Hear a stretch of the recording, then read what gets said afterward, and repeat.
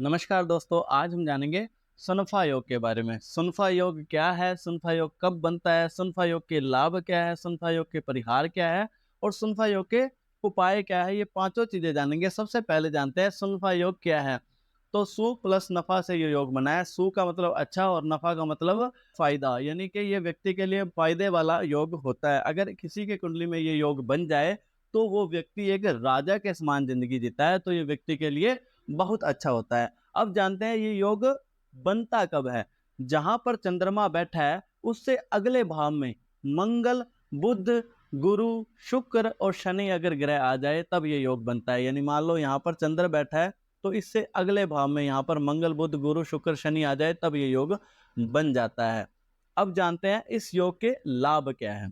तो लाभ है, देखो, अगर मान लो मंगल, बुध, गुरु, शुक्र और शनि से ये योग बनता है। अगर मान लो मंगल यहाँ पर आ गया तो यानी मंगल के कारण ये योग का निर्माण हो रहा है। तो अगर मान लो मंगल के कारण योग का निर्माण हो तो व्यक्ति मेहनती होता है, यानी व्यक्ति अपनी मेहनत से तरक्की करता है। अगर बुध के कारण ये योग बन जाए तो व्यक्ति अपनी बुद्धि के कारण तरक्की करता है, यानी व्यक्ति बुद्धिमान होता है। अगर गुरु के कारण ये योग बन जाए तो व्यक्ति ज्ञानी होता है, अपने ज्ञान से वो तरक्की करता है। अगर शुक्र के कारण ये योग बन जाए तो व्यक्ति पहले से ही रईस होता है, यानी अमीर खानदान में उसका जन्म होता है।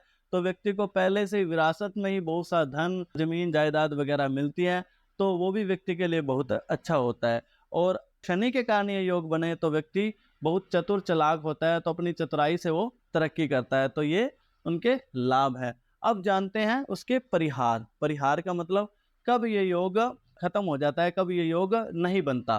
तो कब नहीं बनता, सबसे पहले है राहु और केतु। यानी अगर राहु केतु चंद्रमा के आगे आ जाए, यानी मान लो यहाँ पर अगर राहु या केतु बैठे हैं तो इस योग का निर्माण नहीं होगा, यानी ये योग खत्म हो जाएगा। और दूसरा है सूर्य। तो यानी मान लो अगर चंद्र के आगे यहाँ पर अगर सूर्य बैठे हो, यानी यहाँ पर राहु केतु ना बैठ करके यहाँ पर सूर्य बैठ जाए तो भी ये योग नहीं बनता, क्योंकि सूर्य चंद्रमा को अस्त कर देता है, तब ये योग नहीं बनता। इस योग का परिहार हो जाता है।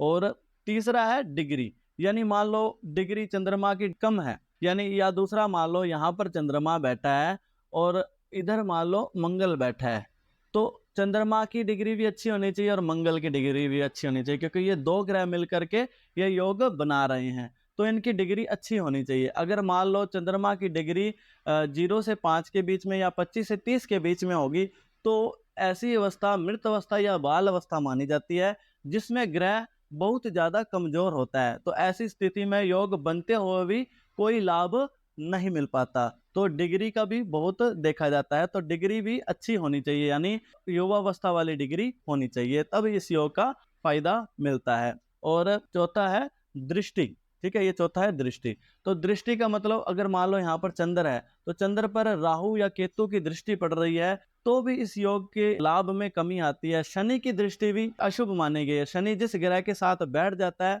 तब इतना नुकसान नहीं देता, अगर उसकी दृष्टि जो पड़ जाती है, दृष्टि ज्यादा नुकसानदायक होती है। अगर मान लो शनि की दृष्टि पड़ रही है ना, तो दृष्टि के कारण भी इस योग के लाभ में कमी आती है। ये योग तो बना रहेगा लेकिन इस योग के में जो मिलने वाला लाभ है उसमें बहुत ज्यादा कमी आ जाती है, यानी 80-90% लाभ में कमी हो जाती है। तो ये हो गया। पांचवा है साथी ग्रह। यानी साथी ग्रह भी अच्छा होना चाहिए। मान लो ये साथी ग्रह मंगल यहाँ पर बैठा है, तो मान लो ये मंगल अस्त हो गया, यानी यहाँ पर सूर्य बैठा है तो सूर्य के कारण मंगल अस्त हो गया तो भी इस योग में कमी आ जाएगी। अगर मंगल की डिग्री कम है तो भी इस योग में थोड़ा कमी आ जाएगी। अगर मंगल पर किसी ग्रह की अशुभ दृष्टि पड़ रही है तो भी इस योग में कमी आ जाएगी। यानी साथी ग्रह को देखना भी जरूरी है। अगर साथी ग्रह मान लो त्रिक भाव में बैठा है, यानी त्रिक भाव ये हो गया, यानी यहाँ पर चंद्र आ गया, यहाँ पर मंगल बैठ गया, तो ये त्रिक भाव में बैठकर मंगल कमजोर हो गया तो भी इस योग के लाभ में कमी आती है। तो ये 5 कारण है जिसके कारण इस योग का परिहार हो जाता है, यानी कमी आ जाती है। ये दो तो कारण ऐसे हैं जिसके कारण परिहार ही हो जाता है, यानी योग खत्म ही हो जाता है। बाकी ये 3 कारण ऐसे हैं जिसके कारण योग के लाभ में कमी आती है। तो ये कारण है परिहार के। अब जानते हैं इसके उपाय। तो उपाय क्या है। उपाय, मान लो अगर परिहार हो रहा है तो क्या करें ऐसा। ठीक है, तो दान करना चाहिए। यानी मान लो किसी अशुभ ग्रह की दृष्टि पड़ रही है चंद्रमा पर, तो ऐसे में क्या करें। जैसे मान लो चंद्रमा पर शनि की दृष्टि पड़ रही है, यहाँ पर मान लो चंद्रमा बैठा है, ठीक है, तो शनि की दृष्टि चंद्रमा पर पड़ रही है, योग तो निर्माण हो रहा है लेकिन शनि की दृष्टि पड़ रही है, तो ऐसे में क्या करें?